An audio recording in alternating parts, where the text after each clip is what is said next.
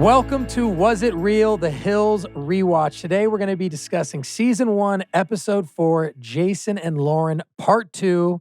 And today's guest is none other than the sexy, talented, amazing man himself, Mr. Jason Wahler. Jason. You know Jason from the TV series Laguna Beach, The Hills, and The Hills New Beginnings. But recently, Jason and his wife, Ashley, created a platform to help those who feel trapped in the jaws of addiction, codependency, and mental health issues.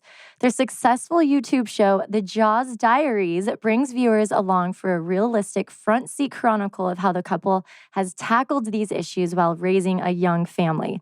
The show helps provide insight, information, and tools for how to successfully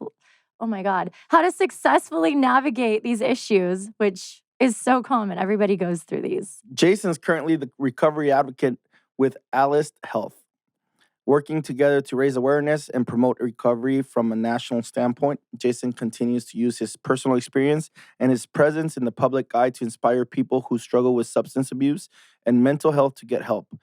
His involvement within the recovery community has changed his life and has allowed him to be a resource for thousands of individuals who need help but don't know where to start.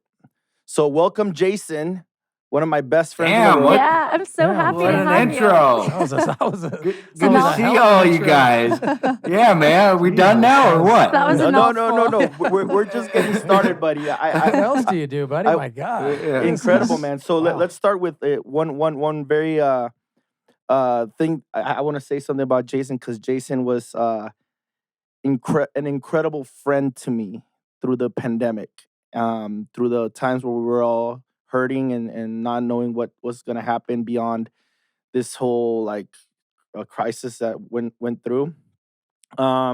He was one of the guys that would call me every single day and made sure I was okay, made sure if I needed anything. He made sure he knew I had some mental health issues, and he was that guy that literally showed up to my doorstep a couple of times, and that's how we kind of took on golf, because it was one of those therapeutic moments where you could just go out there and play golf with him. And we'll get into the golf sessions later when we find out why you don't play with the Lauren Conrad clubs that she gives you in the episode. If you still have those clubs. You still even have them, right? But we'll get to that. But I want to say thank you, buddy, for being such a sweetheart and such a great friend. And we need more people like you around to help people who are in need. Thanks. I really appreciate that, you guys. And it's there's so much. I just have so much. There's emotion around this, just seeing you guys, and just there's such a history and such a longevity of this. And I mean, Frankie, me and you have known each other almost. It's freaking 18 years or something. I mean, 15, 18 years. It's been a long time. And same with, all of you actually. I mean, I think Audrina, we even knew each other when we were in prior high to any school. of the shows. We didn't and even stuff. realize it. Yeah.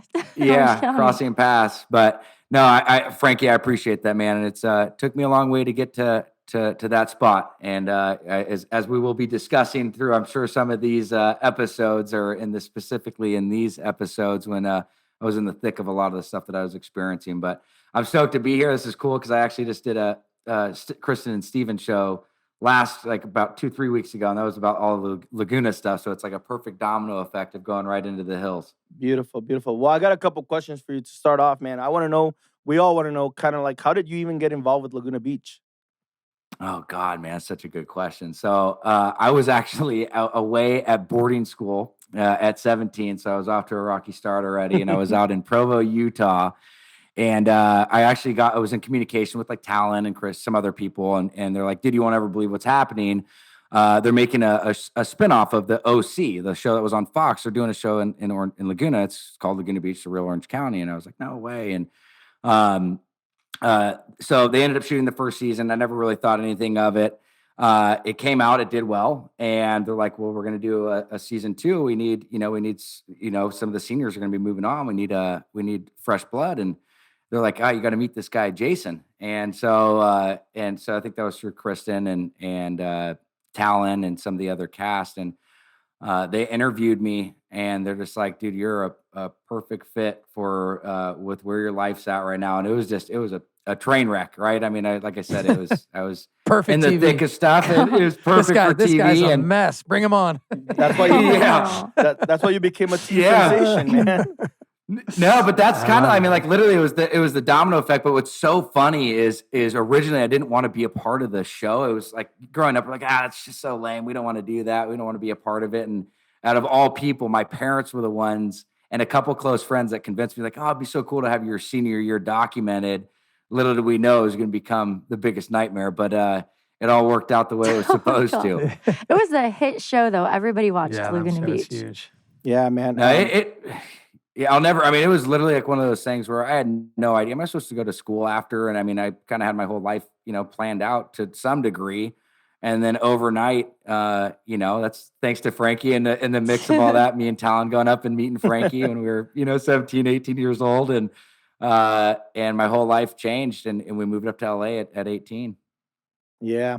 And then from Laguna Beach, then you decided to do Dr. Drew's Celebrity Rehab. And what made you do that one?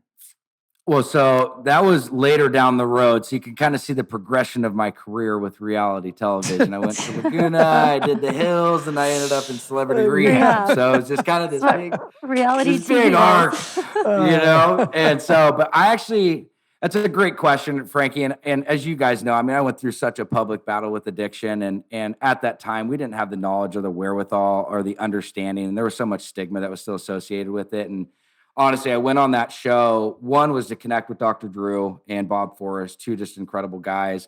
A big part of it was also to change the public's negative perspective of the way they saw me, because this was like a real reality show where, I mean, they stick cameras in the corner of the rooms. I mean, they follow you around. It was not soft scripted, if you will. It's kind of like what you see is what you get. And it really allotted me the opportunity to show the audience kind of who I really was as a person, because I was really portrayed, and created a character through Laguna and The Hills as this drunk, womanizing alcoholic, and there's obviously some truth to that for sure, but is also like it really gave me an opportunity to kind of shed my light, and that's really one of the big reasons why I did it. Yeah, Love there's so that. much more to you that I feel like even on the New Hills, New Beginnings, people can actually see that core, your values and morals and everything. Yeah, man. 100%. I appreciate that. Do you think that reality TV has become like a breeding ground for addiction in some sort of way? I don't know that it's necessarily become a breeding ground for an addiction. I mean, I'll tell you, I'll speak on my part, right? Is I was pre-genetically disposed to addiction. I mean, addiction runs deep in my family, and it just added fuel to the fire. It allotted it brought it on much quicker.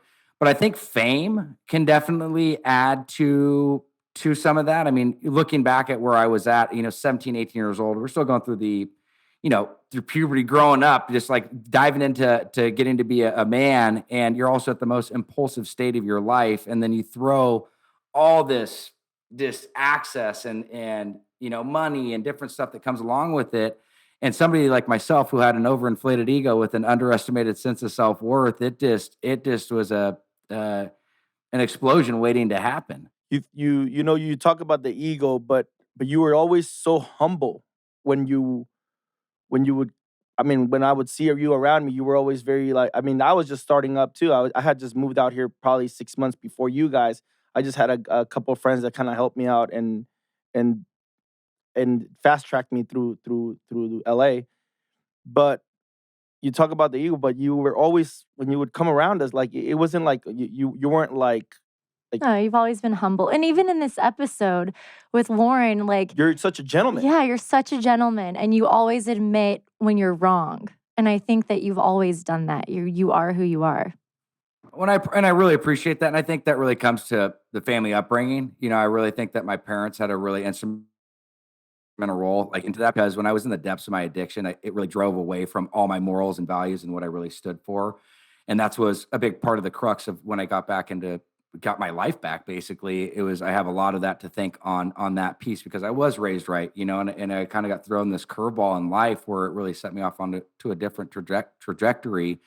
But I think when I say overinflated ego, underestimated sense of self-worth, it really is more pertaining to, I wanted people to envision this life, I wanted people to see me in this certain light, which, whether it was the glitz, the glam, money, whatever it may be, but internally it was just a deflection on how I really felt about myself, which is very insecure, very, self-shaming, tons of anxiety, depression, dealt with a ton of OCD stuff. And it was really just a deflection on what I wanted you from really just to get to know me. And so it was, and I figured a lot of that out through just getting to know myself in that self-discovery place, because when you're 13, 14, 15 years old, and then again, entering into all this, I didn't really know how to express what I was really feeling as a young kid, and all these different situations and the things that I was going through. I was living a double life at 13 or 14 years old. And that's where it was like, now after I can look back and see that, like that's why I'm so candid about what I went through. It was because it was such a shitty place to be, and I didn't have an outlet to express it. Even though I went to therapists, psychiatrists, tried to like do all this stuff, I didn't know how to share that. And it's like I'm basically trying to internalize all this stuff at a young age, and you got the repercussions of what you saw, of what I went through, and it took me down to that a very deep, dark place. And so that's why like I feel like I really share now around these types of things, because there are outlets, there are solutions, and you don't have to be in that place anymore. Yeah, Love that. that's incredible, man. Yeah. I think all of us, I speak for all of us, but we're all really proud of you and how We the are. man you've become. It's really cool. No, What's your favorite memory, I guess, of the Hills? Well, dude, filming the season one, I don't remember anything from any of those seasons, So I'll remind you a couple things, man. We're gonna walk through that. I'm gonna remind you of that haircut you had. Oh God, Wait, dude. what haircut? The Ryan Cabrera spiky Oh hair. my No, God. The beard too. The beard. Everybody And had then, that and then you had cut. the little. No. It was What do you like call it was that? kind of like a You call Ryan that- Cabrera meets Colin Farrell. You were Right, right. it was- Ryan Cabrera. By the way, Oh my guys, Oh, guys, Frankie, just that for was good. editing, Jeez. can we put the picture of Ryan Cabrera, Yeah, Cabrera. Colin Farrell, and Really? him had a baby? That's him. Oh my Yes, God. Audrina, I mean, really. It the was- spiky hair was in Yes, then, I and the do. little highlight. It No, was like, By the way, if it was it was so bad, bro. It was. I look at pictures. What a douche! Like, I mean, this shit looked like I got into a fight with like a fucking lawnmower and a straightener. That's what happened. It was spikes, the chin strap, dude. I didn't want to bring it up just yet, but it just was the perfect timing to like understand that like. So how You- did you how made did you how did you trim up that chin strap? Like how do you make The it? That thing chin was strap. perfect. I mean, I got the wall. The painter's tape, bro. I just yeah, taped that shit right around it. And that's what I mean. Look, that thing was.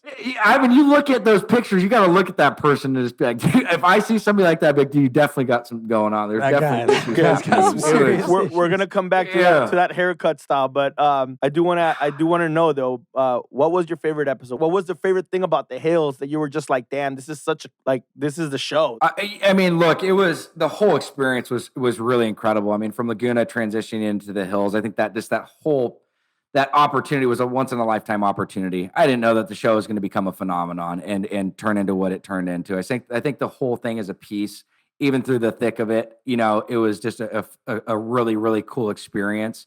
I think it's the opportunities that came from it afterwards, but moreover is I think my favorite thing in regards to all of filming was coming back and shooting like the relaunch with you guys, because I think I told this to Brody specifically, is I was like, dude, back then, this is like for me being able to meet you guys for the first time, because I was so disconnected from reality back in that time. And I think this time around, it was really cool to be in the spot that we are, to be able to see everything that we had all gone through, and to come back to a place where we're able to kind of reminisce and be able to take small pieces of the past and kind of incorporate it back into the future. So I think the best part was us redoing that. And I think it was just the nostalgia that came alongside of it. And there was just so much history with it. There's not one particular favorite moment that I have. I think it was just the whole experience. I'm really grateful for it, because it's, like I said, it was a once in a lifetime opportunity. yeah. Well, are you ready to go back right now? We're gonna get into the episode. Oh, we're going to watch it? From No. the beginning. We're not gonna watch it. I'm We're- just gonna kind of walk you through it. Did you watch Okay. it though? Have you I watched? can't, dude. I can't. I can't. Good. I hear you, Good. bro. I don't want you. I don't want you to have nightmares about that spiky hair. I'm not It's gonna already lie, haunting me. Jason. It is a little cringy to watch for me too. Sometimes I went on the worst dates, but we'll get into that later too. Bro, I got- yeah. I can't wait to. Oh my god. I need to talk about that guy that you go No, on a date we'll get with. to that. But let's get. Oh, This is God. about Jason right now. Okay. I got to tell you guys about this amazing new service I found called FrameBridge. FrameBridge makes it easier and more affordable than ever to frame your favorite things without ever leaving the house. Add a gallery to your wall, your home office, or send an easy, foolproof gifts, especially for all the weddings you have coming up. From art prints and posters to the photos sitting in your phone, you can FrameBridge just about anything. Here is how it works. Go to framebridge.com, upload your photo, then you can preview your item online in dozens of frame styles and gallery wall layouts. If you want to skip the online portion, FrameBridge can send you packaging to safely mail in your physical pieces. FrameBridge is great. I actually just had my daughter's birthday party and I wanted to frame some of those amazing photos we have. So I loved how easy it was. I got to see all the templates online and I got to pick out the best frame that fits our home. And I just had a baby and we just literally did a photo shoot for him. Wanted to have some pictures framed for him, and the custom framing at FrameBridge is top notch. I couldn't believe how affordable it was compared to going to a custom framing shop. Get started today. Frame your photos or send someone the perfect gift. Go to framebridge.com and use promo code HILLS to save an additional 15% off your first order. Just go to framebridge.com, promo code HILLS to get 15% off. That's framebridge.com, promo code HILLS. I've had so many issues finding a razor that is actually moisturizing for my skin. Past razors have left so many nicks and cuts and just really dry my skin out. So Athena Club razors have changed my life. Athena Club razor blades are surrounded by a water-activated serum with shea butter and hyaluronic acid. So you get a silky smooth shave that actually leaves skin soft and hydrated, not stripped and dry. The blades are spaced out to let hair and shave cream pass through easily, so you don't have to take a ton of passes over your skin to remove the hair. The razor kits are $9 and come with 2 blade cartridges, a magnetic hook for shower storage, and your choice of handle color. I got the pink handle and love it. They also have several other colors to choose from. The best part about Athena is you will never have to worry about dull blades because you'll get refills sent on your schedule. Just choose how often you need fresh blades and Athena Club will send them automatically with free shipping. They also have this cloud shave foam too. It's insanely thick and actually stays on while you shave and it's incredibly moisturizing. Why deal with razor burn and wasteful disposable razors when you could be getting the best shave of your life with the Athena Club razor kit? Get 20% off your first order at athenaclub.com with promo code SECRETS. That's ATHENACLUB.com with promo code SECRETS for 20% off. Wait, so Jason, this episode 4 is basically about you coming back into Lauren's life. And in the beginning of the episode, they show Lauren walking into her apartment and she has like the old school phone with the voice messages. So she hits play and it's you calling. But like, I feel like you guys were already together before they even filmed that. Weren't you guys kind of living, like you were always at her apartment?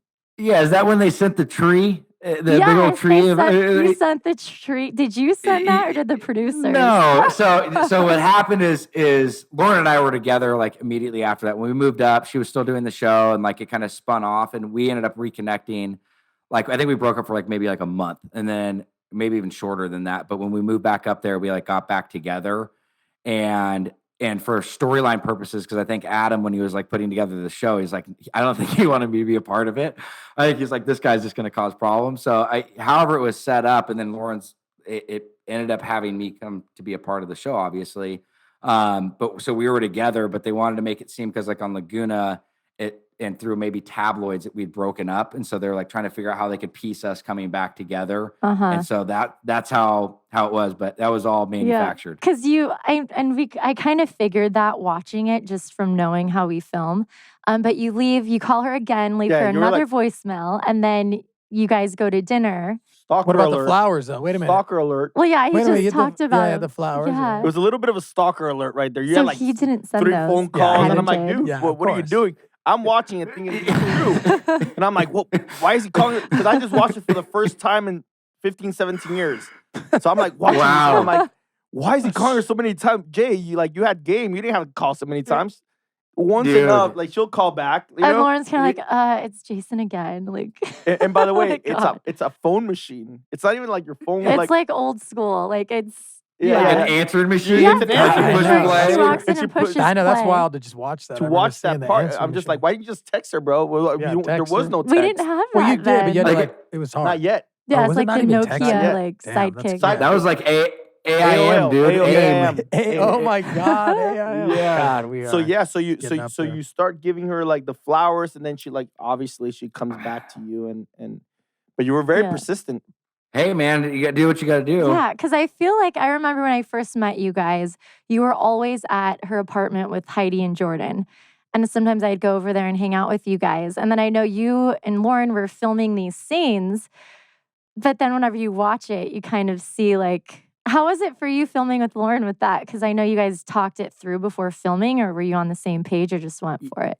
Yeah. Yeah, I think again is it was so crazy how can all that happen too, because Steven and I and Dieter of all of us actually got a place up in LA, and I think I stayed at that place, and it was downtown Los Angeles, and I think I stayed there for maybe like 3 or 4 weeks, and I had that place for almost like a year and a half, but I ended up moving in immediately with Lauren, and like Dieter and Steven just took over that apartment, and so we were there all the time. So now that I'm like, as we're talking about this, a lot of memories are coming back. So we were there the whole time, but the filming of all that, I think we were obviously we were good with it. It was just it was kind of weird initially. I remember her and I were like, we're not going to do that. Why don't we just like make it more just natural and organic of how this is? But then Adam and some of the other producers, like, we got to like make it so there's got to be a storyline intro so the audience can follow. Gosh, I know. It was so fun to watch though, like going back. And I remember seeing like the little things like Jason brings flowers to the office, right? And like in front of Whitney, and that's where you meet Whitney, I think. Yeah.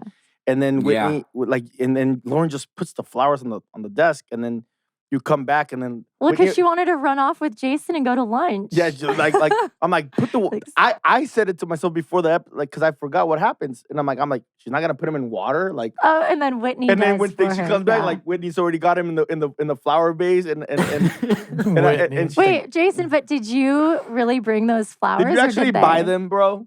No. Brody knows. Come on. I was over here thinking like you were like a real romantic. Like you're opening the door, you're bringing flowers, like you're going out there and buying the actual flowers. Wasn't there an assistant too that like set that whole thing up? Who was that? The assistant guy that came in and kind of cleared the room. Yeah, the Blaine guy. Yeah, he cleared the room. What was that all about? I mean, was that set up? Did Blaine?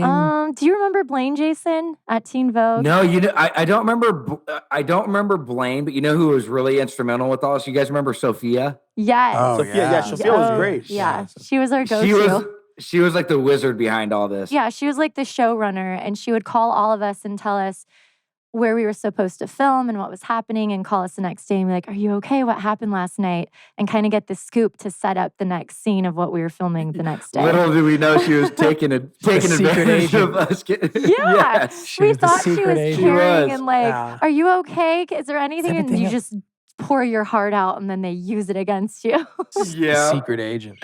Yeah, but it made a good show. There was a lot of secret agents in the hills. and then isn't that the same episode where is that his birthday? Yeah. So your birthday that's party. the next episode, which we're gonna get into as well. But this is kind of like Lauren and Jason kind of rekindling their love and like getting back on the same page. Yeah. And then you guys go to the movies and you kiss goodnight, and Lauren's all giddy and like runs off. I have to say something. So there's a lot of stuff that I was watching there, but I'm thinking like, all right, and be honest here, Jason, because you're young back then, right?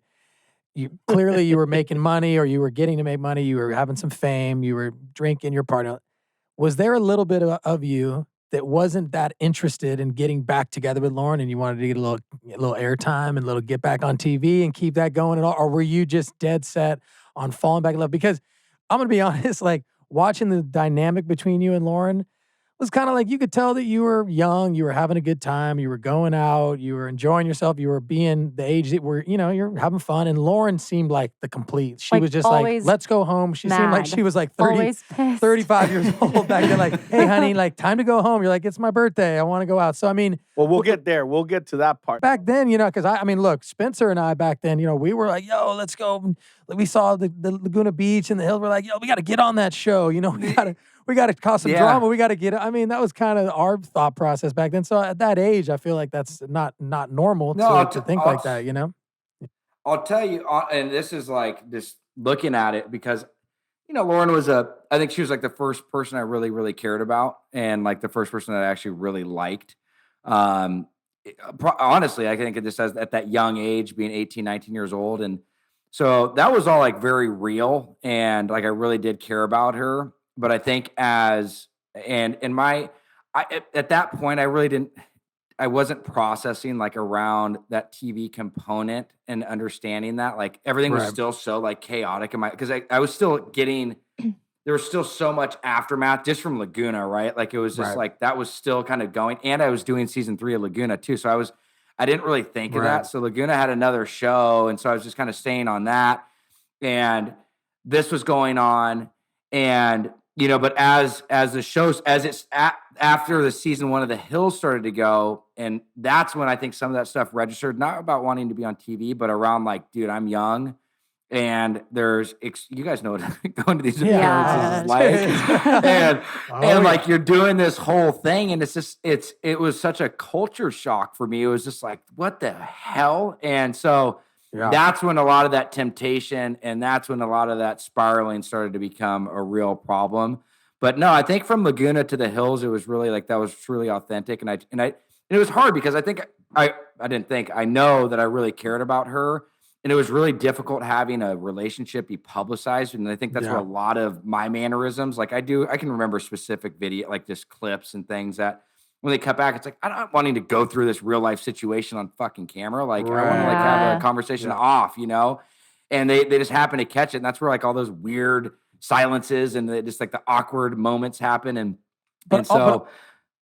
also, yeah, like, speaking to addiction, all that stuff, you think probably that, you know, being nervous to be on TV or have those deep conversations on TV, I feel like alcohol would probably play a role in that to kind of make you feel less uncomfortable when you get in these situations, right? And so, I mean, I know that I kind of suffered from that too, you know, because it is awkward. You're still going to a restaurant, you got 15 cameras all pointing, you got 30 people behind them, and you've got spotlights on you, and you're like, all right, now talk about some real life shit. Yeah, and so or like even- the only way to feel comfortable is like, hey, to you know have what? I'm some gonna take some drinks. shots. I'm gonna, You gotta and then it relax. just- You gotta feel like you need to relax a little bit. Absolutely. Well, it's not only that, like it's not even in the comfort of your own home, right? When you go out in public, it's like also you have the folk, and then it's everything around you. Everybody's like, so it's like this scene, like you're out there.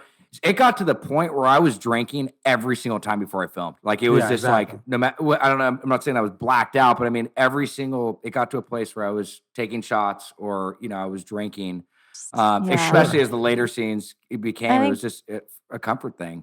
100%. I think we can all relate to that. Absolutely. That's No. 100%. Not Frankie. Not Frank the He tank actually, over he here. actually didn't really drink that much in the beginning. You used to, when I first met you, you didn't even drink at all. Drink. Like, Yeah. barely ever. Back in those days, What the hell happened? What? Yeah, he's got, every time I see this guy out at High, yeah. Frank the Tank with double fisting tequila bottles. Yeah. You know what, man?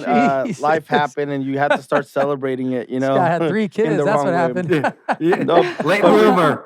Late bloomer. Yeah. But no. Speaking of late bloomers, you know, you weren't a late bloomer. Like, you look like those guys. Remember, have you guys ever seen those high school movies and you see these guys that are like, you're not in high school, bro. You're like, you got a beard already. Like, Yeah. you're not in high. You're that guy that they were like basing the high school movies characters from because you don't look. Well, like everyone was like, Jason was like Colin Farrell. That's what you were everybody already would like say. an 18-year-old like man. Coming off Laguna, everybody's like, dude, you're 35, you're 40, there's no way. I'm like, dude, what the fuck? Like it happened everywhere I went. Oh my god! Every once in a while had like a so little funny. Jetta or like an A4. A little Jetta. Like no, like high school Jettas, cars. yeah. Like that's what you The get. 3 your Series kids. Beamer. This guy's already in a Range Rover, like riding around, like He's from Laguna Beach. That's funny. Callan was from Laguna Beach. His That's dad had a funny. Ferrari, but like he had like A Jetta. an Audi, like an 80, an A4. A4. I'm just Yeah. kidding. A black one. I remember He was that. Oh like- my gosh. Hey, you. Yeah, you got a bush? You definitely do if you haven't tried the best products from our sponsor today, Manscaped. Taking control of your bush is important. These products are so good, you're going to be showing pride in your new bush-free yard. It's a fact that you will have the best kept nut sack on the cul-de-sac. Save big and be the most hygienic version of yourself by using our discount code HILLS for 20% off and free shipping at manscaped.com. The grooming package I highly recommend from Manscaped is the Performance Package 4.0. Inside the package is the Lawnmower 4.0. This trimmer is designed to reduce grooming accidents and shave hair on loose skin, thanks to a ceramic blade and advanced skin-safe technology. This trimmer has an LED light that shows you how to mow the lawn in the dark. Dude, I am loving this performance package. The second best tool in the performance package is the Weed Whacker. This fine-tuned nose and hair trimmer will make sure your nasty nose pubes are under control. Instantly add some pep to your step with the Crop Preserver Ball Deodorant and the Crop Reviver Spray-On Testy Toner. And with a performance package purchase, you get 2 free gifts: the Shed Travel Bag and the Manscaped Boxers. They also have a bunch of other products on their website to help you maximize your confidence and grooming game. Kate Bush might be trending at the moment, but your bush needs some help. Get 20% off plus free shipping with our code HILLS at manscaped.com. That's 20% off with free shipping at manscaped.com. And use our code HILLS. It's time you level up from the Amazon to the Amadon with the ultimate bushwhacking tools from Manscaped. Also in this scene, it's a lot about Heidi, or this episode is like a lot about Heidi at Bolthouse, and she's working there now, but she's not happy because she's doing all these boring tasks. And Well, he sends her for a lunch. Like, he's like, yo, Heidi, go get me lunch and get me one of those green things. And it's like, I did catch that. It's like a it's like naked green juice. It's like it's a juice. Right. It's a green juice. Yeah, A green thing. a green thing. But go get it. And then she forgets it. So it's like, if you want, by the way, if you really want to be in nightlife and you want to be in events, you got to wanna- work Tell your us, way Frankie, up, tell right? us. No, let's be honest. It's not about tell us, right?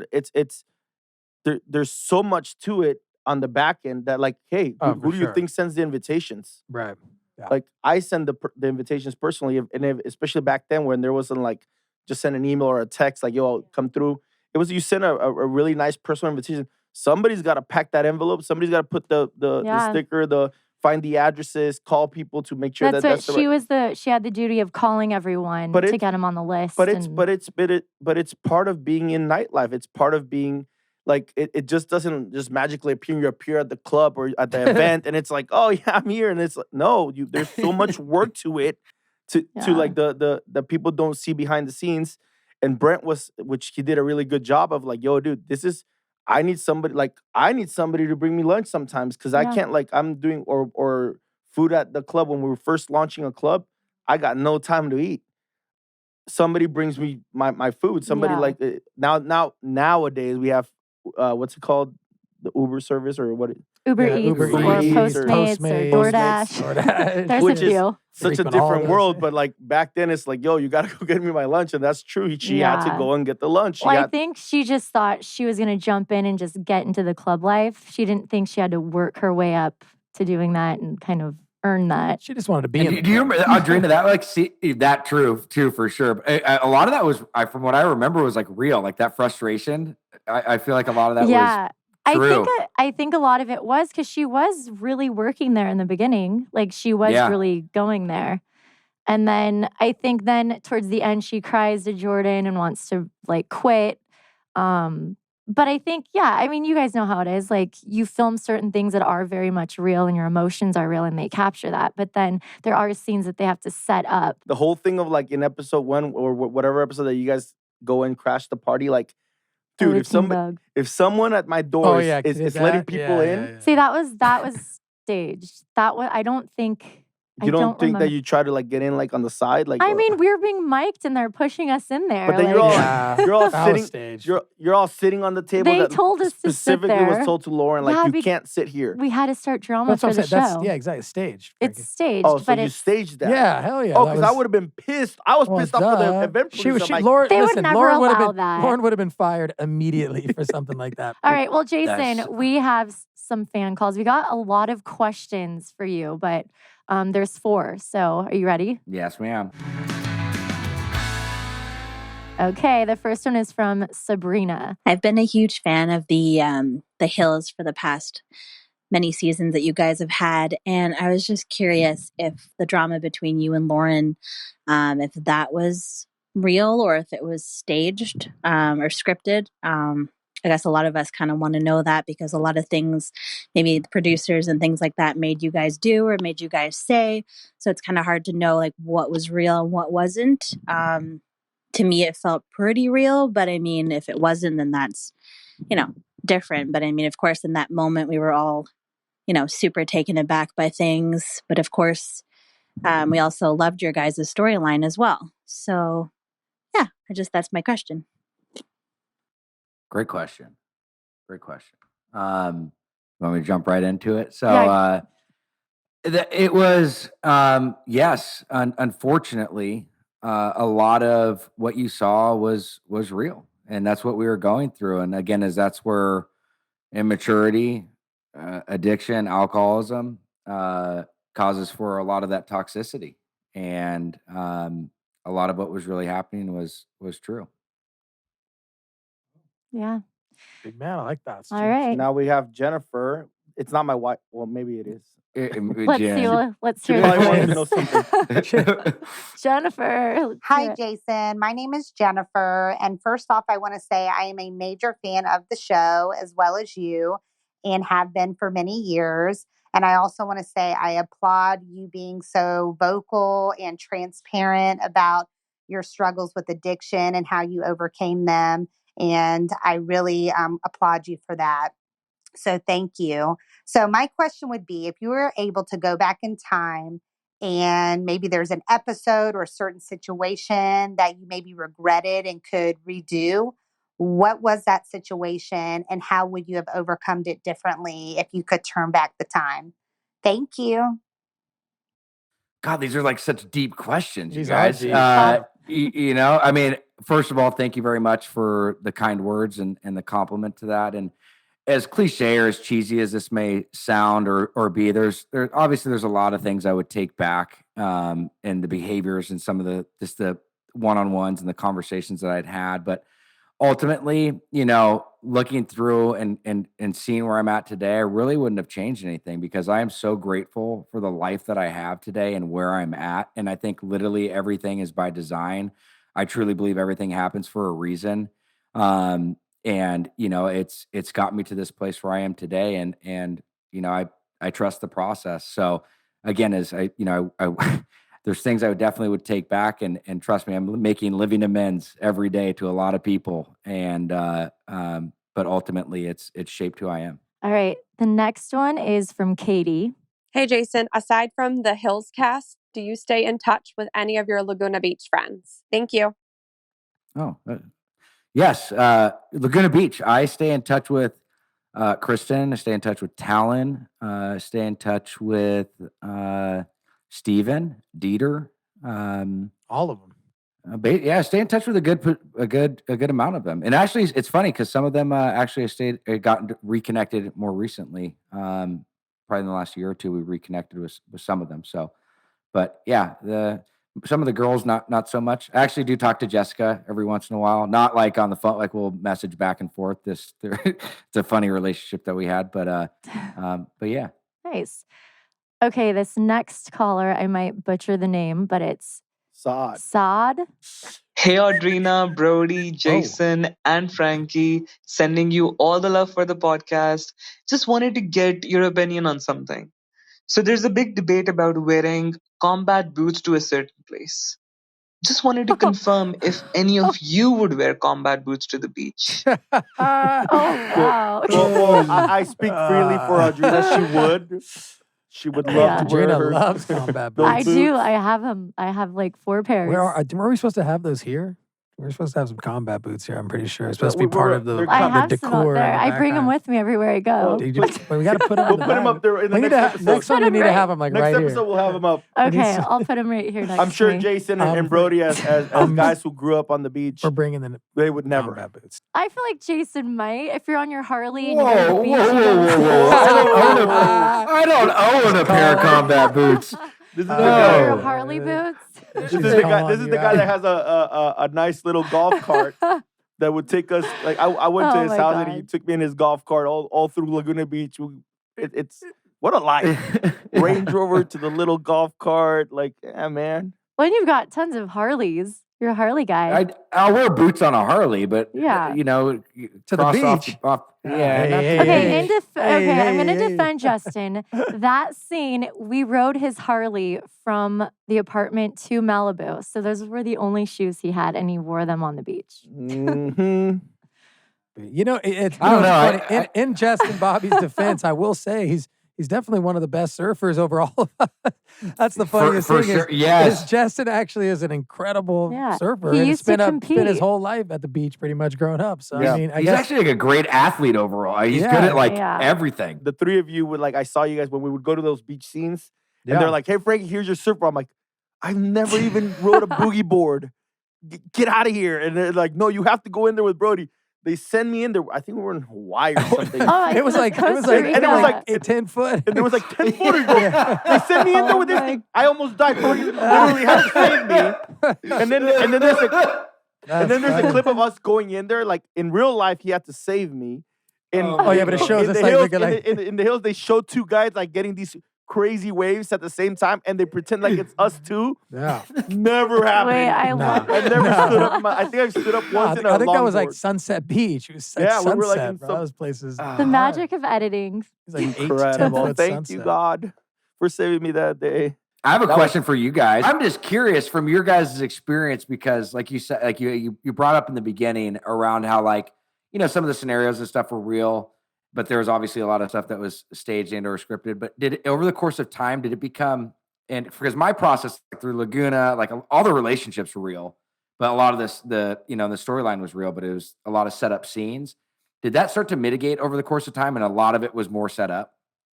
Yes. For sure. Yeah. Yeah. I think it started out, obviously when you're starting out, I don't know, for Spencer and I, speaking for us too, when we first got into the group, so-called, you know what I mean? I feel like everybody was just getting to know each other, and when you're doing that, there are so much, but then the more seasons and years and time goes by, it's like, all right, what do we get these people to talk about? They pretty much already talked about everything. Yeah. And so then it definitely put more pressure on content and being able to come up with good content for sure. But in the beginning, I would say that it definitely started out a little more authentic. I think especially as we all know during COVID when we could only film in our backyards or with each other and couldn't bring anyone in or go anywhere. It's like we had to keep. Are we talking about the bringing new things season up. or the old season right Just now? all I'm just together. talking about in general. Okay, like this. Because I was kind of course of referring to time. the first season. This new one, what is this Yeah. thing? This whole thing was a bunch of BS. I mean, come on. The new one was hectic. I mean, Yeah, I had to drink a Dude, lot before listen. those scenes. Yeah, for no, this the one. the old school Hill is the ones that we're talking about. I mean, that was definitely more. The newer one was just. I mean, there was, let's just say there was a lot going on there. But Jay, in every episode, I do a thing called Frankie's Confession Corner, and if you don't want to answer the question, you take a shot. But in honor of Jason being sober today, we're not gonna take a shot, and we're just gonna have to answer the question. Okay, fair enough, man. All right, Fair enough. Frankie, what is this question? Frankie always asks a tough question, Yeah, but he does. this one's gonna be kind of it's like a fun one. It's like a confession. Like, was there anyone in the entire cast of The Hills or the original while you shot in the first season, second season, third season, fourth season that you were like you had like your own? I would say like you had your own beef with, and and nobody ever knew. Like you didn't like them, you just didn't want to be around him. Like, who was there? Like or girls or producers? Like you were like, ah, man, this person just bucks me the wrong way. Who was the person that you just disliked? During filming? And not talking the new seasons because that was different. Yeah. No, the during. God, dude. I'm telling you, Frankie's Frankie with questions over here. The fuck did you come up with that, dude? I don't like a lot of people. I just never told them. Yeah, now's the time. man. Now's the time. I liked Jordan. I liked Brian. I liked Heidi. I liked Lauren. I liked Audrina. I loved Audrina. I loved Whitney. You liked everyone. It was probably the if anything, I liked some of the producers, and I don't remember their names, but some of the producers were probably Yeah, I would probably be some of the producers. Did you ever butt heads with the producers at any? Oh, all the time. Yeah. All the time. But there were some of them I like Jason Sands, like there's the guys that I loved that were like incredible. That I still actually talk to till this day, but there's some that we just didn't mesh. I get that. Do you still keep in touch with Jason and Brian? I mean, Jordan and Brian. we actually saw each other we all were together like a year ago. But we stay in touch through social media and stuff. But outside of that, dude, when you have kids, and it's just like your life changes. It's hard to stay connected. Well, and now you're in Nashville. Yeah, but I know I know you're in town. I didn't even know this from far away. Nashville, all of a sudden. Yeah, wow, I love it, dude, out here in freaking Franklin, Tennessee. I love it out here, but Talon and I talk like on a weekly basis. We actually didn't talk for probably like 3 or 4 years up till about like 3 or 4 years ago, and me and him just like stay and connected. That's what I meant by that. Like, was there like a guy like I know you had like your beef with some dudes like. I don't know, like back then it showed like you didn't like Talon or something. You didn't like Brody, by the way. That's where I was alluding to this. Oh, you guys had it. You guys didn't like each other.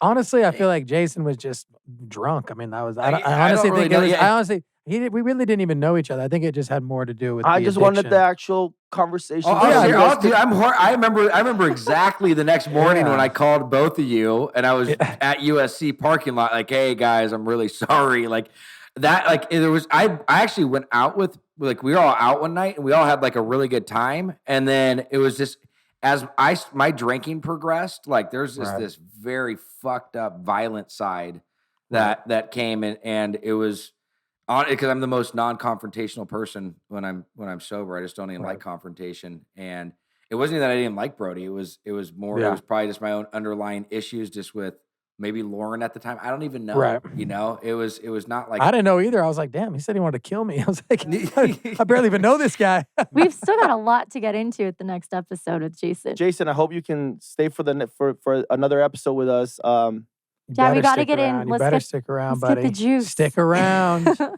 right. Thank you guys so much for listening. Follow, rate, and review The Hills Rewatch wherever you listen to your podcasts. And if you want to check us out, go to YouTube and check us out.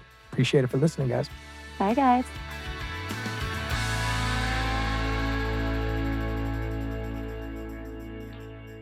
Thanks for watching this video, guys. Be sure to start with the pilot episode and catch all of our episode recaps.